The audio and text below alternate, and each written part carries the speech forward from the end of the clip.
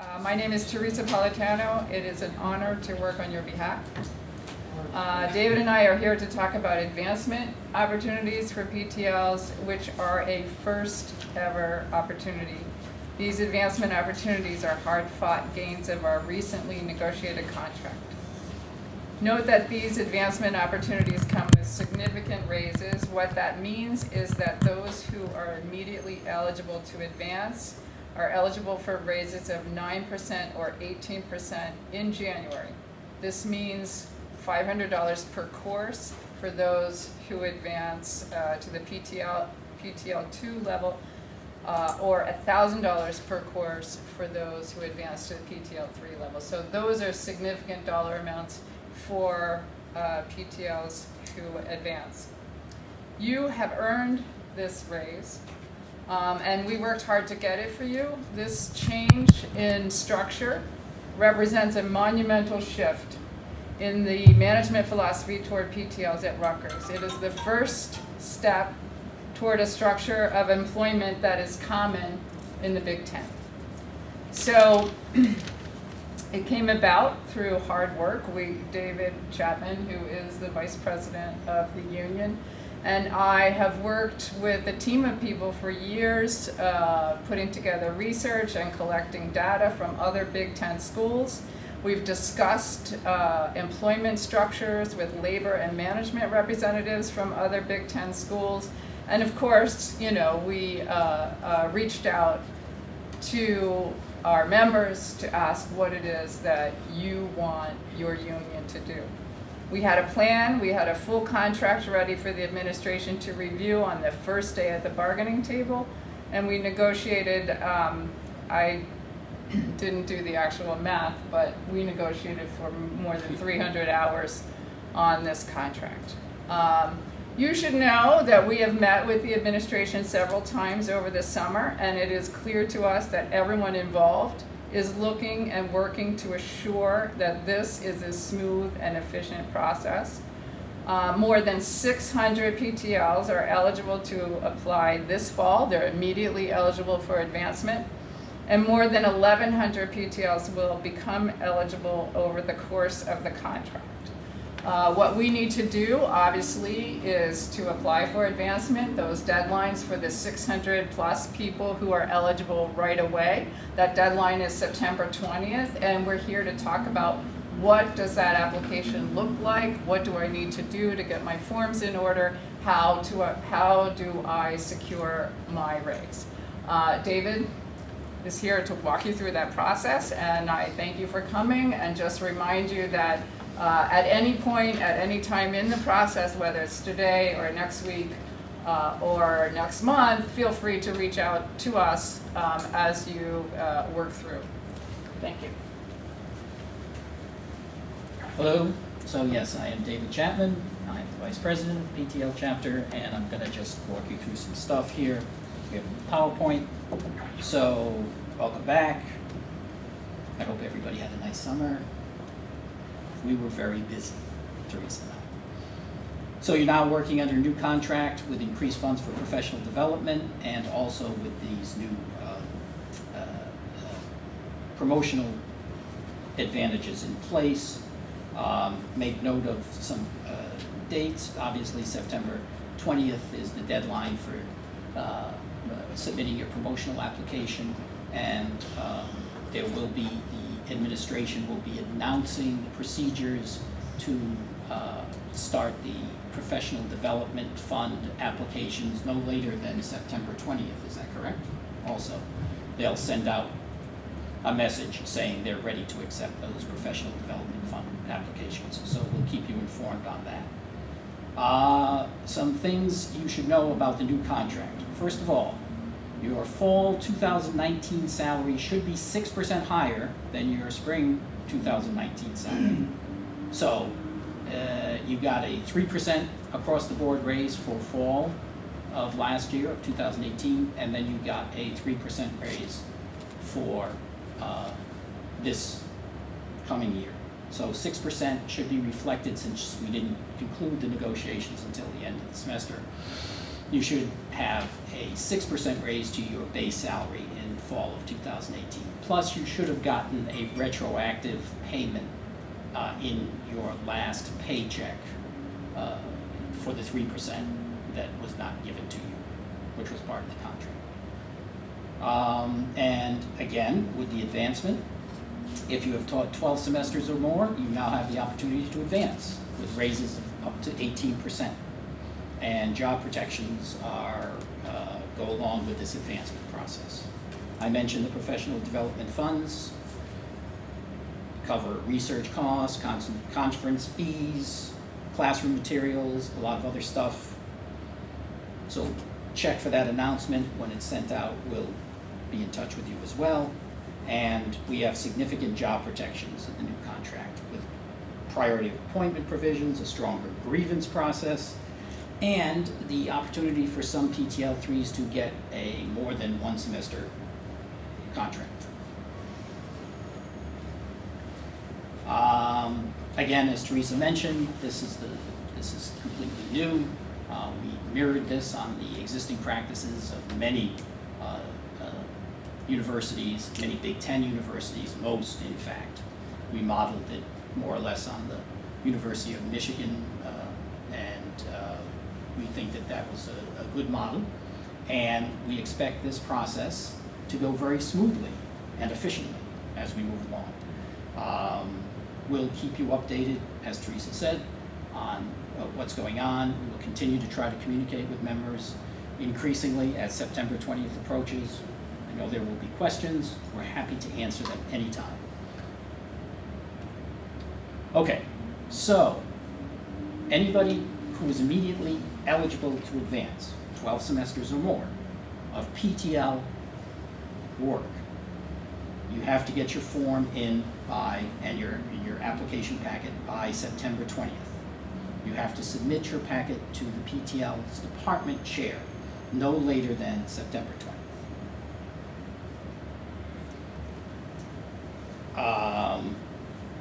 So how do I determine if I'm immediately eligible? You have to have 12 semesters or more PTL employment.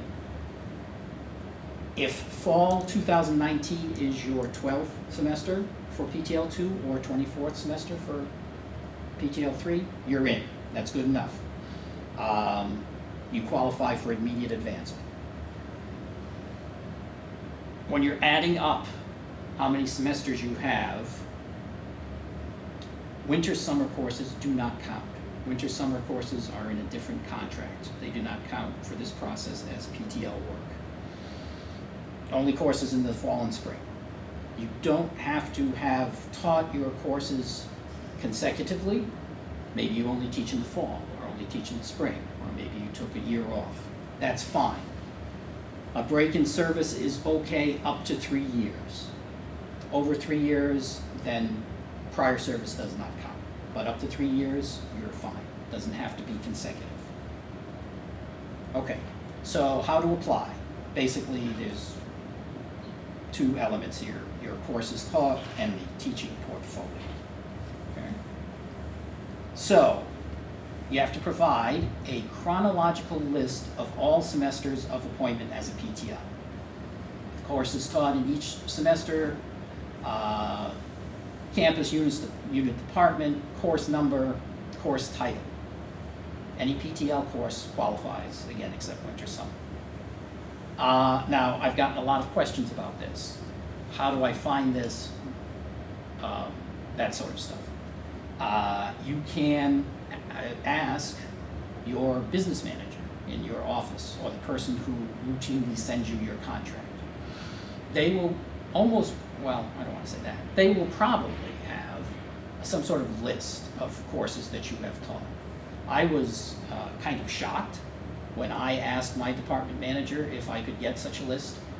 She was all prepared. She had this wonderful list, multicolored, showing everything I had done in the department going back to 2002. Other departments we have heard are similarly prepared for this. So that's probably the best place to start. You can also go to the online grading system, Regis, and it will list the courses that you taught. My Regis record goes back to fall of 2006. So that's 13 years, so, you know, that would be enough right there. Well, yeah, that'd be enough for me to qualify for a PTL 3, so I wouldn't really need to do anything more than look at that list. You can look at your pay stubs, yeah. So that means, because as you were talking, it occurs to me, you know, I've Yeah. been here so long, I predate computers, so I'm sure they don't have a records anywhere of 1979, 1980 or whatever. Right. But, you know, I know what it is, I don't have Yeah. any problem with this procedure, but do I hear you saying that I don't really have to worry about the early 80s or whatever, because as long as I can, you know, Yes, that's correct. You should put, in your case, obviously, I'm gonna put it all, yeah, but, you put it all.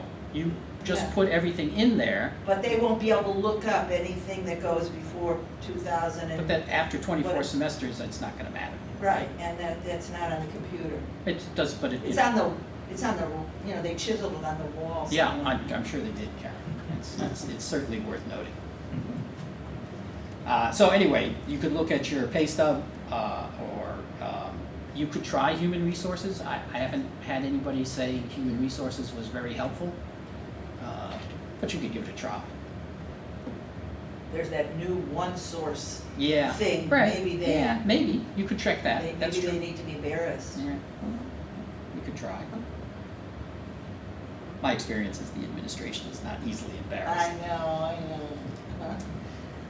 Right, now, and again, for the courses, to this point, you're only asked for a list of courses. You don't have to prove that you taught these courses. You don't have to have the actual contracts. You don't have to provide documentation that this occurred. All they're asking for is a chronological list of the courses that you taught in all departments, and just give it your best good faith accounting of your record as PTL. That is your responsibility. So gather the information as accurately as humanly possible for you, and then submit it. And if they don't like it, they'll have to tell you why. Okay? The teaching portfolio that the process calls for, the contract language and the form language, which is part of the contract, asks for, at a minimum, a reflective narrative of the PTL's teaching. So the narrative you should talk about your teaching philosophy. How do you approach the courses that you teach? How do these courses relate to your background? What do you bring to it? What do you bring to the course from your educational background? What do you bring to the course from your outside experiences, teaching at another university, or I'm a performer, so I use a lot of that in my courses, talking about my performing experiences. Anything like that is good, but it does specifically ask for a narrative, a teaching philosophy, statement of teaching, something like that. So that, I think, is something that you should focus on in submitting your portfolio. You can also, in the portfolio, you can put in other materials, revised syllabi, flyers, handouts, lesson materials. So this could be previous to your Rutgers. Absolutely, absolutely. Oh, sure. Yes, absolutely. Anything that you can point to and say, I take this, my approach to teaching is this, and I use these materials, and it's been my experience that talking about being a performer allows me to do X, Y, and Z. That kind of thing. That's what they're looking for there. Okay? Thank you. Sure. Again, anything else that might, concert programs for me, other stuff you've used in your courses that you think are beneficial, letters of recommendation that maybe you've gotten from people when you applied for a full-time job or something like that, letters of recommendation from people in other, disciplines, that and can say you're a swell guy, that kind of stuff. You can include SIRS forms if you want, some representative SIRS forms that say you're a wonderful teacher. That could be helpful. But you have to include the reflective narrative plus your 4 most recent syllabi, 2 most recent exams, assignments, or tests, and then whatever else you want to put in. Now again, some courses don't have syllabi, and departments and PTLs will have to work together to decide what is the best approach. But just as a general rule, I would say whatever materials that you use in your course that take the place of a syllabus or take the place of formal assignments or exams or whatever, include that. Your department chair is going to be familiar, or should be familiar, with the courses that are being taught in his or her department, so that shouldn't be too much of a problem. There's going to be a lot of, it's not, Rutgers is a huge place, there's lots of different disciplines and types of courses and types of instruction, but it's, so far it seems like the departments are really falling into line and being very supportive of their PTLs and providing information that should help them in the process. I'm just going to stop there for 1 second because we get a lot of questions from PTL saying, what about my outside work? You know, because I'm recognized in my field for this, and the department isn't even aware of that. Here's an opportunity to include that information that expresses to the department your value outside the classroom. You know, why you may be a considerable asset to the people you teach. That's not necessarily part of your teaching philosophy per se, you know, and obviously, you know, most of us are doing outside work because this is part-time. So this is an opportunity to let people know of your achievements outside the classroom and what a tremendous asset you are, and you are bringing all of that real-world experience to the classroom. So I would use this as an opportunity to make people aware of what it is that you do beyond the classroom setting. Yeah, absolutely. Now, in the math department, it's divided up, the teaching is a lecture and recitation. Right. And I've been involved just teaching recitation for, okay, now, I don't make up the exams. Right. That's part of the lecture. But I make up the quizzes. Okay. So would the quizzes be what Sure. I would submit then? You would want to submit the quizzes? Yeah. Are you responsible for making assignments, or issuing assignments, homework assignments? Not really, not anymore, because we're using homework on WebAssign.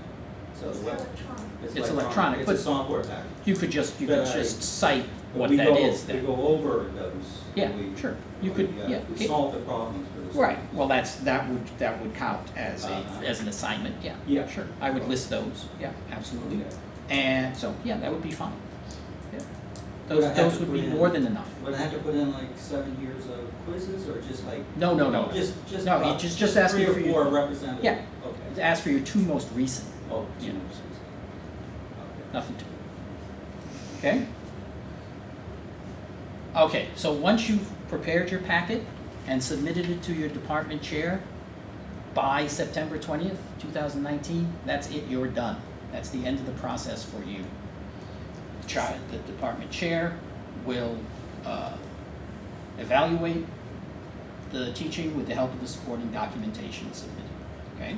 So they're gonna look at your stuff, they're gonna look at your SIRS ratings, they're gonna make a recommendation to the dean, and a decision will be reported to the PTL no later than 20 days after the close of the semester in which the review took place. So, after the close of semester, the fall 2019 semester. And is there assumption that all of this will be electronic? In other There words, is- we can submit by attachment and. You can submit by attachment. One department is asking, set up a Sakai site for their PTLs to do it that way. Another one specifically requested paper submissions. So again, the departments are all asking for But different if things. they don't say anything, If then they don't it say should be anything, okay to do electronic. should be fine. And that decision should come electronically. I mean, Well, you would think so. yeah. I would imagine, yeah. But that's above my pay grade. I would think so, yeah. Okay. There's a Oh, I'm sorry, yes. Sakai is no longer used, so we are using Or Canvas, using Canvas now. like for the math department that we use. Well, I was just using that as an Just example. Okay. Which department was that? It's the School of Communication has created a Sakai site just for everything to be uploaded easily as, you know. But, you know, so the point being that each department may implement this process in a different way. And, you know, if you have a question as to, you can reach out to your chair and ask that question. How they want that Right, submitted. Right. right. But the contract language says you have to submit the form and the required materials to your department chair by September 20th. It doesn't Yeah, right. specify electronic, it doesn't say anything about Sakai, it doesn't say Okay. anything. So just, So it could be paper. it could be paper. Yeah. Yeah. Now, if you give it to your department chair and your department chair says, I don't want paper, can you send it electronically? Well, send it electronically, but, you know, yes. In the math department, we have the presentation class evaluated each semester by the lecturer. Uh-huh. Would that count as my class evaluation observation, or the undergraduate chair has to come to my class? No, there is no classroom observation for If this she's- process. If she's eligible right now. Do you have 12 semesters of PTL Yeah, work or more? this is my 13th semester. Okay, great, then you will have no classroom observation. There is no classroom observation necessary for immediate promotion. Oh, okay. Yeah. So no, Okay. the answer is no. Okay. You know, or actually, it doesn't apply, is the answer. Oh, Okay. okay, so You know, this again is a process for people who right now are eligible, and there are 600 people who right now are eligible. The people who will become eligible moving forward will have a very clear idea of criteria. You know, what this form is, basically if you look at the D2 form, you see that the chair is being asked to look at previous evaluations.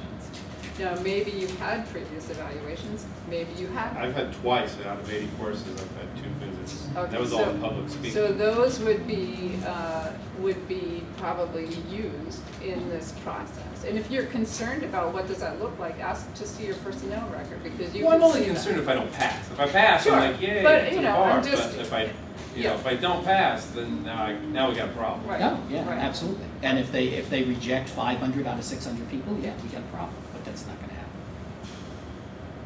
That's not what this is about. They wouldn't go through this process if that's what this was. Because then what does that say? 500 of their instructors aren't any good. What are they doing here? So my next question is, or tag to it, is I teach in the business school. I guess everybody teaches in different schools here. And is the dean of the respective schools the one who does the final evaluation to say, yes, this person qualifies, versus it goes to, you know, somewhere like Dean Markowitz is the dean of the undergraduate school of business in Rutgers, New Brunswick. There's someone else in Newark. Then above Dean Markowitz, there's Yeah. Dean Lang. No, it's your department dean, right? So I'm in Mason Gross, I submit it to my department chair, he gives it to somebody whose name I don't know anymore because they got rid of the other guy. But he's the dean of Mason Gross, or the acting dean, and Oh, okay, he's the one who okay, gets so- it. But it doesn't go to the dean of SAS or the dean of Okay. whatever, no, that's. So, Well, Mason Gross is separate than SAS, just Well, as right, the but business as school an is separate. example, right. But I think what David is saying, you do send, you know, the contract says you send it to your department chair, and then the department chair will send it to Lele. You Right. know, So you don't. You might like to send it directly to her, but. no, I don't need to send it to her. You know, I don't- you know, I'm sympathetic, you know. Right, and I prefer to, you know, candidly, I prefer to send it to the dean, because he is the one who really understands my value. What do you mean, isn't the dean Lele? No, Dean, well, she does too, but Dean Markowitz, the undergrad. Oh, he's associate dean. Yeah. I'm- But Okay. the process unfortunately says department chair first. But he is the department chair in one of the departments I teach in. Then if you have a good relationship with him, I would suggest that you submit to him. And then the other person who I teach for, who is you know. Yeah, I wouldn't, then Okay. don't bother with it. All right, Yeah. maybe I'll just email her and say, by the way, this is going on. I sent it to the other department. Do you have a preponderance of teaching in one department versus the other? The last 5 years that I've been teaching has mainly been in the Rutgers Business School undergraduate under Dean Markowitz. I still teach a course for the department chair in the School of Business. One class, and that's off and on.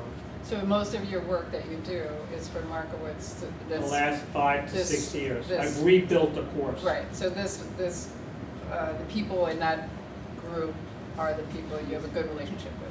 That's what you're saying. Yeah, and then if that's where you do the preponderance of your work, Send it to them. send it to them. Okay. Absolutely. Okay. You know, I I mean, thank we you. do have some people who teach, you know, who teach in They're split, the right. English Yeah. department and then in history or something, and, you know, But I'll give a courtesy email to the other department chair because relationships, as a courtesy. as a courtesy. Yeah, I that's said a good courtesy. idea. But don't forget, Right. once you're promoted to PTL 2 or PTL 3, that is for your appointments no matter where you teach. Right, right. Yeah, that will be your new salary, Yeah, yeah. I mean, to the 600 people, it's impressive. Yeah, thank you. Well, The and gentleman 1,100 behind- people will come through over the course of the Right. contract. So, and this is a, you know, this is an opportunity, I mean, look, we've been here a long time. So, no, I mean, if we had this to look forward to when we first started, that would have been a tremendous, you know, kind of, something to work toward. Incentive. Absolutely, and absolutely. Yeah, Instead of- I come yeah. out of corporate or industry, Mhm. so, you know, I understand employee engagement, I understand incentivizing and what Right. this is meant for. Right. So I think that it's really, again, I think it's very positive and it's a great first step. It's a great first step, you. exactly. The gentleman behind you has a question for some time. Before coming to Rutgers, I spent 36 years in corporate America and I have extensive experience with senior people being laid off or just let go because they were making too much money. So, What's to prevent that from happening? sure, like I'm in my 24th semester, so I'm eligible for promotion to PTL 3. Yeah. And I just suspect that there is someone, given the human condition, who is likely to say, why the heck should we pay this guy 33% more when we can get someone who's, at level 1, and we can pay them what amounts to minimum wage. We have a provision in our contract that we refer to as the 10-semester rule that says that you have priority of appointment in your position. So as someone who has more than 10 semesters of PTL employment, you can't be replaced for purely fiscal reasons by someone who has less than 10 semesters. So they can't go drag somebody off the street, fire you, put this new guy in, and they save a ton of money. They can't say that's what they're doing, but if they think of another excuse, Yes, then but you have to fight with them we've about had- it, because we've had if they do that to you and they say it's because this other guy's got 2 PhDs and you only got 1, Yeah, we've had several grievances over the last 18 months, and we've won them all on the 10-semester. And we strengthened the 10-semester rule in this particular contract. And so as soon as you hit 10 semesters, you have that priority of appointment protection. You know, so you should receive an appointment every semester that you want an appointment. You should receive one unless there's an enrollment issue, but for no other reason, right? And So they can't oust you. do that. They can't oust you. And so you're protected as soon as you hit 10 semesters, and then obviously once you hit 12 and maybe then become more expensive.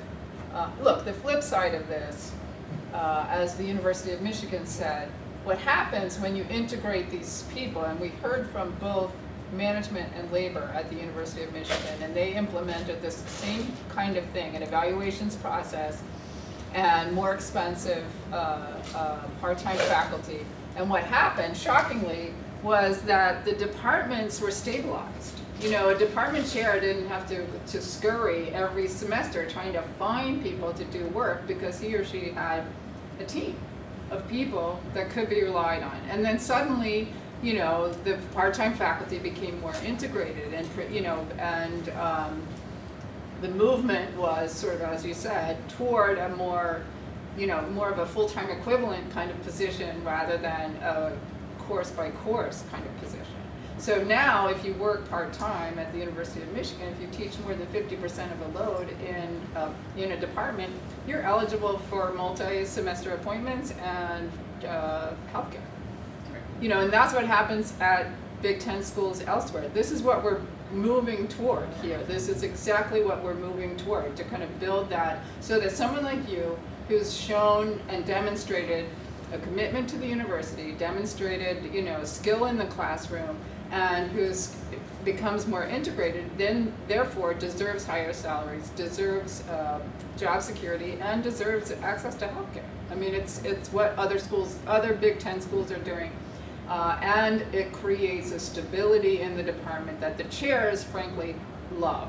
You know, because who wants to find, and hire a brand new group of PTLs every single semester? Especially, Well, you know, I don't want to sound paranoid here. I don't think they've been the last maybe 2 years, early on like this, it was the early days of January, they said, would you like to teach those 2 courses in September? So before they threw it open to the less tenured PTLs and to the grad students, and I thought that was wonderful. yeah, Because I knew what I was going to be teaching 9 months down the road. So, but my experience in the corporate world is that it just comes down to, we have X number of dollars and we just want to get rid of higher priced people, period. they're gonna have to have some reason to do that, though. They can't just say, all of a sudden, this gentleman is no longer qualified to do what he was doing. Well, keep in mind, we're still cheap. Yeah. You know, It's no true, matter too. how expensive you might think you know, like you're, you know, we're building this structure that's 33%, but it's still cheap. And what's happened at Rutgers is that the number of tenure track faculty has not changed. And we have 14,000 new students. So we're being, you know, those students are being taught by contingent faculty, NTTs and PTLs. And so the NTTs, if you look at their, you know, the progress made by NTTs, like the last contract, they were very, their jobs were not secure, they didn't have long-term contracts, they had salaries that they felt were under market value. And their stability, salary structure, long-term employment has improved dramatically over the course of the last 2 contracts. You know, so we're also hoping to mirror those gains. But what's happening is the university is moving. I mean, there are no more tenure track positions. They You don't know, hire they're the same. They're not hiring tenure track. They're hiring non-contingent. And so, but they're stabilizing that contingent group. Unfortunately, now it's almost 70% that are contingent at Rutgers. So, I mean, if you're in the corporate world, you know flexible is flexible. 70% is crazy. You know, but that's where we are at the university. So I think there's a need, I mean, I'm just guessing, but that there's a need for some stability in that workforce. I just want to add something to that. I know that in the department, the other department, the Management Global Business Department, they have added, you know, I guess, Tenure track, you said? tenure track They have? people. Yeah. Recently? And they have full-time, instead of a PTL, they have full-time lecturers, and they have. NTT, I'm non-tenure? sorry, I don't. Yeah, that's, You know, and they use their PhD students to teach some of the classes, especially the foundational undergrad classes. And that creates a bunch of issues. And I think I understand where you're coming from, because I come out of that world in pharma, big pharma. And what I heard, which I never knew, was that this is being modeled after the other Big Ten schools. Absolutely. And as long as Barchi is here, and I don't know who's, that is a big, and I've worked with Barchi. I've done some work with Barchi, just in 1 or 2 classes. And that's his mantra. Big Ten, and if that's a mirror, that to me sends a positive note with the caveat, yes, there's always something that could happen. Right. Yeah. Well, that's not just him, though. It's the Board of Governors, it's the Yeah. legislature, Right. and it's the state of New Jersey if you're an alumni.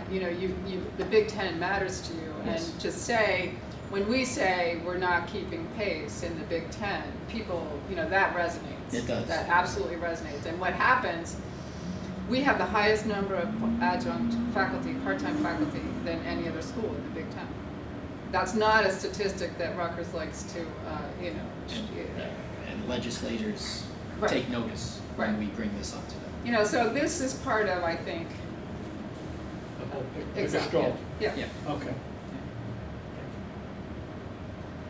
Okay, raises. And one thing, are Yeah. we responsible for getting these service reports? Yes, We are. yes. So that, That would I be mean, part I of your never- packet. I never saved any of those. They're online. They're I don't- online. I didn't see that on the form, that we're supposed to supply the. Oh, you don't have to, if you Oh, want only if to. you want to. Only if you want to. Only if you want to. Oh. Yeah. No, but you Because don't, they can look online They as can look easily online. as you. Okay. know. yeah, But no, you might you are wanna not do it responsible for doing Okay, it. so Yeah. you don't have to get No. those. If they're even looking at our application. There's something else that speaks to this and attaches, I'm sorry, I don't know your name, Jim. So if you've been here 12 years, right? Yep. To qualify for this, For PTL 3? for PTL 3. One could argue that if you're rehired each semester. She already explained that. Oh, I'm sorry, Yeah. fine, then, No, Yeah. but Well, that's That's the correct, that's argument. absolutely They correct. debated that. oh, fine, That's how they won this provision. fine, This was the compromise. fine, I'm done. No, I'm not trying to shut you up. No, but it's good to shut me up. Something I have here. How does this relate to the idea that every semester we have to apply for a job? We have to apply for the courses that we want to teach, so even if I get promoted to PTL 2, and I have to apply in the fall to teach the course. Well, you mean you have to ask. I'm trying to understand, is this, I don't understand, those things seem sort of contradictory to me, that's what I'm trying to right, understand. right. Well, when under certain circumstances, as a PTL 3, after 24 semesters, you will get an appointment for more than one semester. But if you're a PTL 2. If you're a PTL 2, that structure yet has not changed, so you are still a semester-to-semester employee, that's true. But, So you mean that, So we haven't, so this, I don't It's feel ve- any more secure than I did before, Well, with no, all these the 10 possible the things. 10 If semester- still every semester. the 10 semester They can rule- find all other reasons for Sure. not hiring me. sure, they can do that, yeah. The I mean, 10 I've always had that, but as we've just heard, the corporate world has similar problems as well.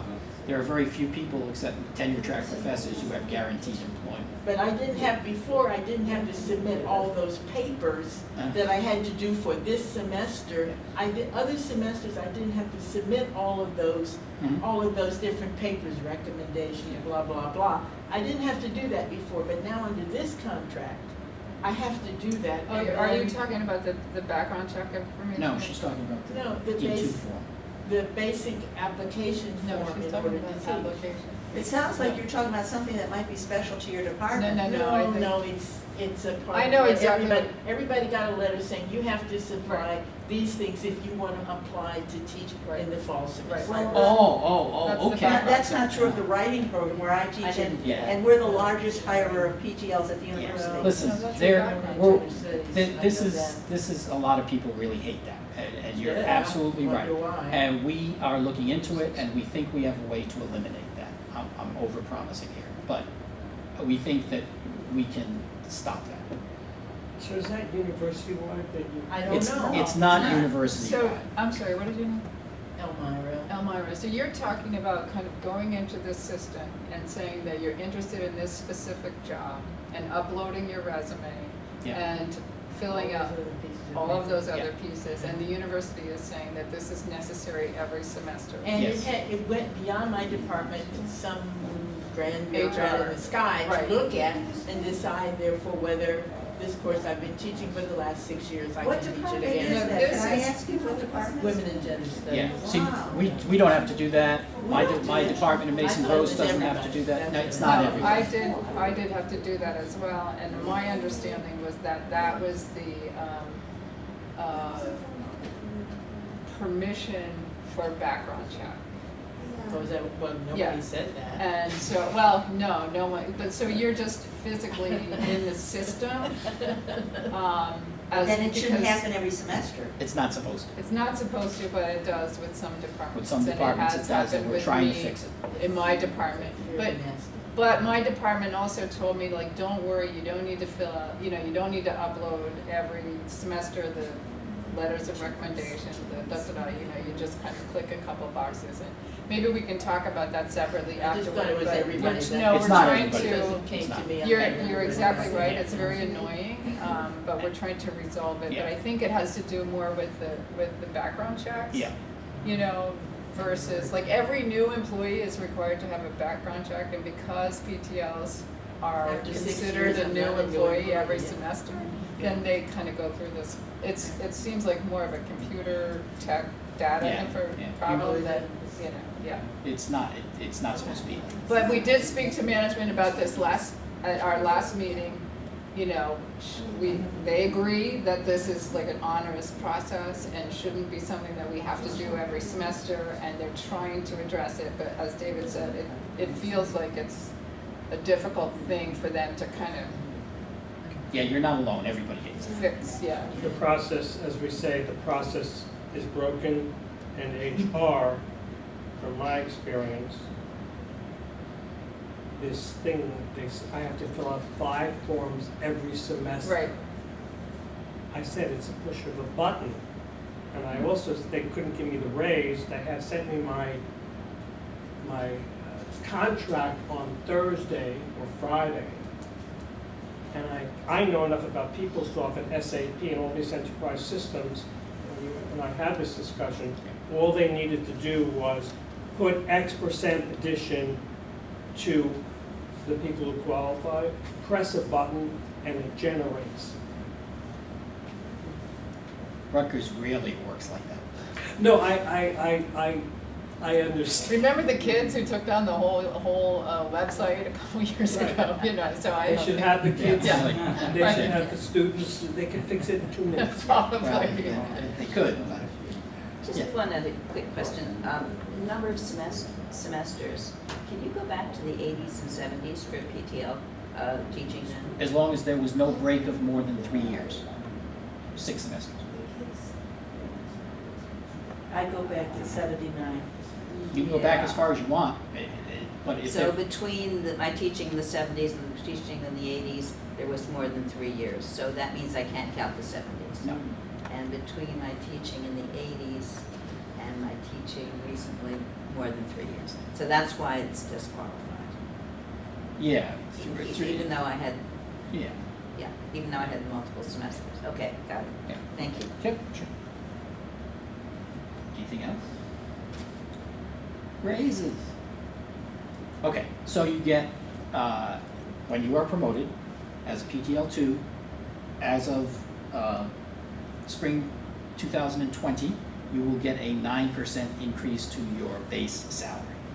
So a PTL who immediately advances in spring 2020 will receive this, and by the end of the current contract, with the across-the-board raises, you will get a 23% increase over your base salary from the contract period in 2018. So what you were making last year, before the contract was settled, the difference between that and it'll be a 23% increase over that base salary. PTL3 is the same thing, same forms, it's just 24%, 24 semesters instead of 12. And the PTL3 will receive an 18% increase, plus the across the boards. So the PTL3 in spring of 2020 will receive an increase that's 33% over their beginning base salary. And as I pointed out, oh, I'm sorry. It's 30, isn't it? It's not 30. No, it's 33. I have a I'm question. pretty bad at math, but it's 33. I had somebody else. Over the course of the contract. Over the course of the Right, contract. right. There's 4 years, right? It's 4 years, so from 4 times 2018 4 to, times 3 is 12, so there's 12% across the boards, and then. yeah, but they're 20 compounded. It's a little Oh, that's bit where more. you're getting the 23. Yeah, yeah, 23 and 33, because you get 9% above the 6% above the base salary. So you get base salary, 6%, then 9% or 18%. Then Okay. an added 3% and an added 2.5%. Right. So it's 23 and 33. Yeah. So let's say you qualify to become a PTL2 in this semester, right? Yep, And then by the end of the contract in 2023, you are qualified to become a PTL3. Can you apply? absolutely. Yep, as soon as you get 24 semesters, you can then apply to be a PTL3. I think But she it's said at the end of the 2023. contract. If the contract is expired, they'll be in negotiations. Oh, And that, if- you know, they can't really answer At the you. end of. No, this is a this doesn't Yeah, end because. you'd still be you know, able, this is even if we continuing. hadn't settled the contract, you'd still be able, everything You are would be in working under place. the old contract, Yeah, right? everything would still be in place, Not you'd be able salary to. increases. There's But- no salary increases But when you're the promotional negotiating. process is Yes, the still in the old promotional contract. increase would Okay, still so you get apply. the title without the increase. No, Yeah, no, no, the promotion- she would get the increase. Yeah. She would get the increase, it's not, it's not already not tied to a there. fiscal year, She's it's tied to entitled your to that own personal increase, she would get the experience. increase. So this is a new policy is what you're saying? This Yeah? is, A new procedure, A new advancement procedure, that right, carries forward. right. sure, yeah, it's in the Carries forward. contract, That's Yeah, what I thought. yeah. yes. Okay, one more question about raises. Before the PTL 2 and 3, in the contract, it said that if you've had 12 semesters of appointments, you should get a 5% increase as of 2018, 2019, not instead of a 3% increase. 3% would be Oh, yeah, standard. no, the 5% increase was from the previous contract, so if you had 12 semesters or more, you got an automatic 5% increase. The previous contract ended in Uh, September of 2018. Right, So this is, it says for the year 2018, 2019, so Right. this is the new contract. oh, yes, okay, It says PTLs have completed 12 semesters in, et cetera, yeah, should receive a one-time permanent increase in the amount of 5%. That's part 2, after it says everybody gets 3% for fall 18 and for fall 19. that's right. So the 5% replaces the 3% for the first year of the contract retroactively. These are dealing, so we had a group of people, for example, who automatically, once you hit 12 semesters, you automatically received a 5% increase in the last contract. In the last In contract. the last That's correct. contract. Yeah. But then You there already were, got that. there were a small group of people who would have become eligible, right? During the 18-19 period when we were negotiating the new contract. Right. So this was, that particular It section doesn't say. kind of it's- addresses that group that would have been left out, Because so to speak. what it says was, it doesn't say people who didn't get a previous 5%. It says people who have done 12 semesters. Right, people who became eligible during that time period, when we were still negotiating, Right. yes. Which kind of speaks to what Karen was just saying, because they got the 5% increases even though the contract hadn't been settled yet. Everybody still got their 5% longevity increases from the previous contract. When did this happen, the 5% The increase? 2015 contract. Right, but when did it actually come to pass? When you hit the 12 semesters. When you get Everybody 12 got it at a everybody- different point depending on when you hit the 12 semesters, but you could only get it once. You Yeah, didn't get it more than once. yeah, no, it was just a longevity. It does have the word one time, but it doesn't Yeah. say that's from the previous contract. Well, but that's where it's from. Okay, all right, because I was expecting 5% and I didn't get the 5%. Oh, I see, you read it as Instead of anybody who 3%, hit- yeah, Yeah, no, okay. that's, no, I that's, sent this How many quote semesters to- do you have? What? How many semesters do you have? Well, 19, the latest. So you should have received a 5% increase when you hit 12 semesters, right? Yeah, she. That would have been a long time ago. Yes. Right, The right. So that's very, what, that's very what. beginning. But your base salary is 5% higher than Yeah. other, I know, I understand, Totally I understand what you're forgotten saying, that. right, but so that was a one-time only kind of provision So in this the is part of the contract. previous For 12 contract. That was in the This is part previous two. contract. Yeah, that was part, to sort of deal with those people who were caught in the middle, Okay. who maybe hit that 12 semesters while we were at the negotiating table, Because in other words. I sent it to the department saying, why did I only get 5%? And they sent it back just saying the numbers were calculated correctly without explanation. Oh, I see. But they are correct. Yeah, yeah. Yes, sir. I'm in my 24th semester now, so Yeah. when I applied, I applied for PTL 3, Yes, that's correct. even though I had not completed. That's okay. You qualify. I If thought this is so, your. but I just wanted to hear it again. Okay, yeah, Just that to sounds make good. doubly sure. Thank you. And again, Teresa mentioned, or somebody mentioned, that there's a provision now, PTL 3, who has taught at least one course each semester, fall and spring, in the previous 6 consecutive academic years will receive a letter of appointment for 2 semesters and 1 appointment letter. Some departments already do this, but now it's contractually mandated, and again, it's a step in the right direction for solidifying and making the PTL's presence in the department more secure. And Even if you don't have a PhD, even if you don't have a PhD. good luck. Well, listen, having a PhD is no guarantee, take it from me, That you can teach? that you can do anything. Oh, okay. They still have tenure, right? Some of them. There's tenure. There is tenure here, sure, absolutely. Teresa just pointed out that only 30% though. Right, yeah, Of the it's, faculty yeah, has tenure track, tenure. yeah, it's a dying animal. Here, okay, are you gonna? So if a PTL is denied advancement, right, in that event, you would meet with the dean or chair and they would have to explain to you the denial and Well, provide they have to do recommendations. that in a meeting. Yeah, well, they'd have to have a meeting, there would have to be a meeting, they would have to present proof, they would have to present evidence, they would have to They would provide recommendations for remediation, they'd have to do a lot of things that they're not gonna wanna do, and besides, we would grieve it, so. And okay, and again, this goes to the 10-semester rule, this is the actual language of the 10-semester rule that we were talking about before, and that's what we would base our grievance on, or a lot of the grievances, right? Because if they deny your promotion, they can say whatever they want, but basically what they're saying is, we don't want you, we want somebody who works cheap, and they can't do that. That last point is significant. It says, provided the grievance is timely filed. Well, And in my experience, they're nitpickers about that. they are, but they've been more flexible about that sort of stuff in the recent past. We ask for an extension, and they usually say fine. Okay, and that's about it. Yeah. So one last question. How many student evaluations would you suggest we attach? I'm not attaching that. I They could do that. if you have a few, 2 or 3 that speak glowingly of your work, you could put those in. Otherwise, I wouldn't bother with it. Because they're gonna look at it anyway, or supposedly they will. Yeah, yeah. But I wouldn't load up on that stuff. Right.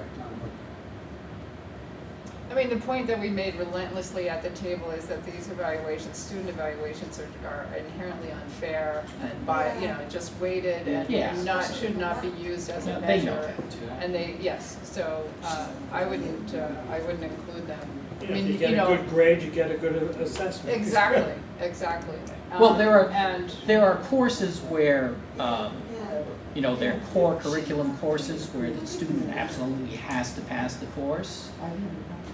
in order to, Mine. right, and then if they don't pass the course, well, it's your fault, right?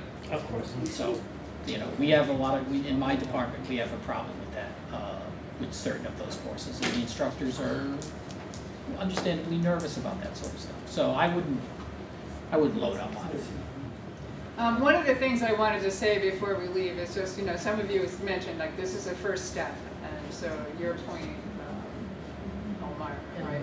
What was, why is it impossible to get a long-term appointment? Why is this something, why do I continue to have to get a semester by semester appointment? And one of the goals moving forward is this, by this PTL 3, who is eligible for a multi-semester, mandated multi-semester appointment, is going to provide us with proof, obviously, that this can happen and not disrupt the whole, university as the administration likes to claim. Most of us are hired semester after semester after semester, and we'd like to see that codified. Why is it impossible after teaching 19 semesters for someone to say, hey, we're going to hire you for a year, or we're going to hire you for 2 years? So the idea behind this structure, this opportunity for advancement, is that once you reach a certain level, then certain benefits should apply to that level, and those would include long-term appointments that with real job security and obviously higher raises and other benefits. So that's what we're working for here, to sort of create a structure that mirrors the non-tenure track faculty here at Rutgers, the opportunity for advancement with benefits applied to each level, and also mirrors what happens in the Big Ten, and next contract we can build and strengthen those benefits. So that's what we're hoping to do moving